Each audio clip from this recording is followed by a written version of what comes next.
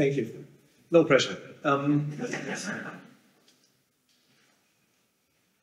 So let me start with this one. The greatest shortcoming of the human race is our inability to understand the exponential function.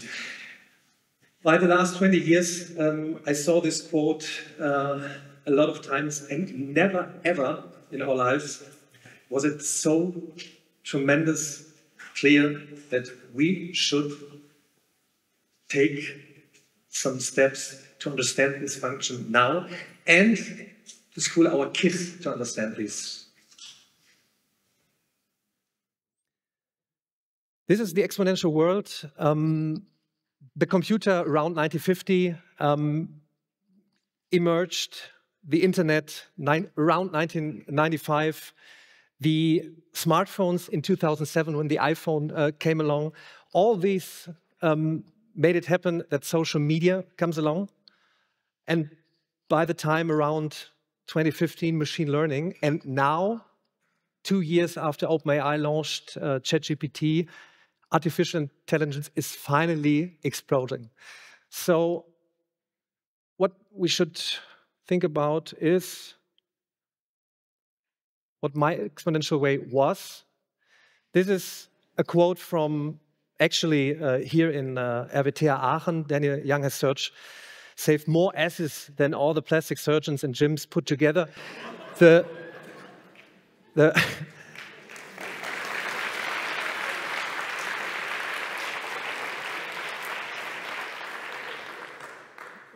The picture, as you see the circle number, it's not the Superman sign, was sent to me by a mother with the quote, Daniel, we couldn't learn with our kids. We found you on YouTube, and our kids finally loved math. So what did I do? The guy on the left side, Dr. Eberhard Weiss, who knows him? 0%, 1%. He emerged in the 70s for the German television format Telekolleg. I watched Telekolleg when I was in school. It was Sunday, 8 o'clock, mathematics. If you ask the children today, I don't know him. The guy in the middle, who knows him? Some more. It's Dr. Gilbert Strang, finally retired some months ago. He was the first of the professors. He's from MIT. He began to record all his lessons. He launched it on MIT OpenCourseWare. This was in the early 2000s. And by the beginning of YouTube, MIT also used YouTube to provide the lessons for everyone. When I asked the universities today, would you launch your videos? Why? I don't know. And I thought this could be a good thing. The lessons from Dr. Gilbert Strang were 1 hour, 1 hour and a half. I thought it was too long. And so I thought, let's give it a try for 5 to 10 minutes videos. So this is my principle. I do nothing special. I go to the whiteboard. I explain all the math, you know, from 1 + 1 = 2 up to differential equation. I sorted them in playlists with categories. So if you want to learn differential equation, whatever, you can go on the YouTube channel. Beside that, it was in 2011 when I started this channel. I started an own platform. And you have to think about 2011, 2012 in Germany, launching a video platform with chat function, with scripts, etc. They looked at me like I'm an alien. So they said, we have an e-learning tool here, we have this and that. So I had to close down my platform, but YouTube was free. And so I kept going with YouTube. And this is the exponential chess prize story, just to give you a hint what the video learning is all about. So the inventor of the chessboard was asked, what do you want for revenue for inventing it? And he said, give me 1 piece of rice corn for the first field, 2 for the second, 4 for the third, and then double it. So when you see the line down there, this is the linear thinking we come from. Because at the beginning it's 1 and 2 and 4 and 8, it's kindly similar. And when the numbers get higher, we have problems to understand it.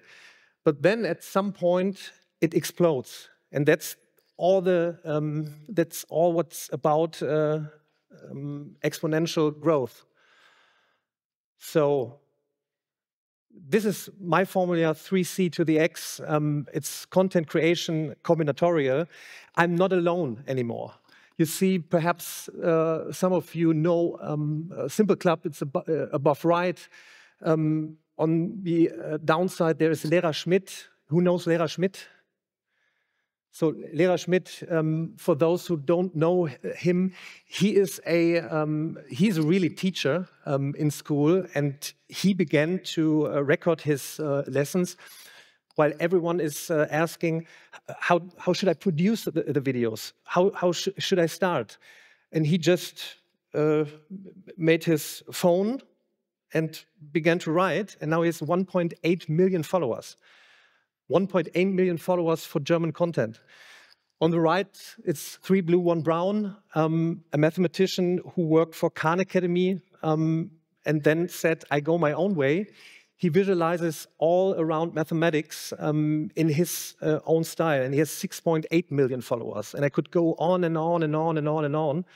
And there are so much content creators who don't put their postings like, I'm here with my cappuccino sliding around on my skateboard, but they provide really, really, really good value for the people. And that gives you an exponential learning effect, like you have the personal tutor, and that was way before AI emerged. You have high quality, you have lifelong learning. I mean, never ever in our life before was it so possible that you grab out your phone and you can learn anything. You can type anything in you want and you will get somebody who explains it. Whether you see him in front of a board, whether you see it in a graphical, whatever. This was never ever before so possible. So what is the problem here? The problem is there is too much content. And how can you provide now that you find the right thing? I mean, by the last 2 years with the emerging of AI, every 2 days you have 50,000 new applications on AI. So what do? I started thinking about it in 2018 when I started to launch mathefragen.de. It's a free platform where you can ask a question and humans give you the answer. And it took me about 3 to 4 years to finally go to Heilbronn. In Heilbronn, there is Dieter Schwarz. He is the Lidl founder who puts millions of dollars in it. And we have a university beside it, a neuroscientist and a German artificial intelligence company who developed a semantic AI. Semantic AI means based on the words, you find the right sequences. And what we did is we developed a prototype. So you put in, as you see on the above left, what is a fraction? And it puts you to the right sequence on my videos. Because all those feedback from you today, thank you for your videos. We finally understand math. You saved my life in school, in university, wherever. This was for not having 150 slides of written words, but 5 to 10 minutes of videos. And I think that we can use AI not to artificially create knowledge, but to get you right to the sequence. This is with my videos. So we tested in groups. One group had the access to the artificial intelligence video assistant, the other one not. And the paper is online, and you can test it also. You can go to aiden.com, aiden.com, or mathefragen.de, where we implemented it, and you can test it. It's not always exactly right, but it learns by every thing you do. You say, no, it's not good. Yes, that was good. And this is where I think by the next 1, 2, 3, 4, 5, we don't know, years, artificial intelligence could take the exact role to push the knowledge. This is Sal Khan. Who knows Sal Khan? This is frankly more than 5 years ago. Sal Khan, a quick story. He is the founder of Khan Academy. Khan Academy has 155 million users. 155 million users every month. He started in 2008-9. At that point, he was a hedge fund manager, and he gave math tutorials to his cousin by uploading it on YouTube. And suddenly, he had millions of followers. He couldn't get along with this, and then said, "Okay, I quit my job and do the Khan Academy full time."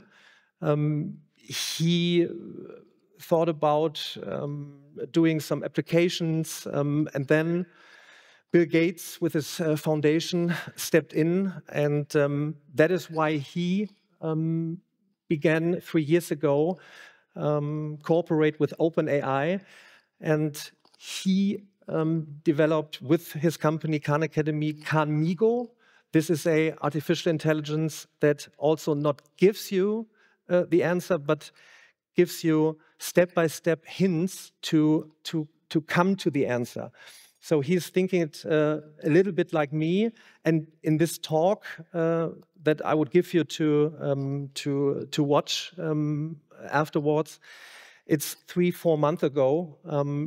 He says the 2 sigma problem could finally be solved. What is the 2 sigma problem? You see it slightly above. It's the people were tested for doing an exam. It's a normal distribution on the left with classical tutoring. Classical tutoring is 1 to 30, 1 to 40.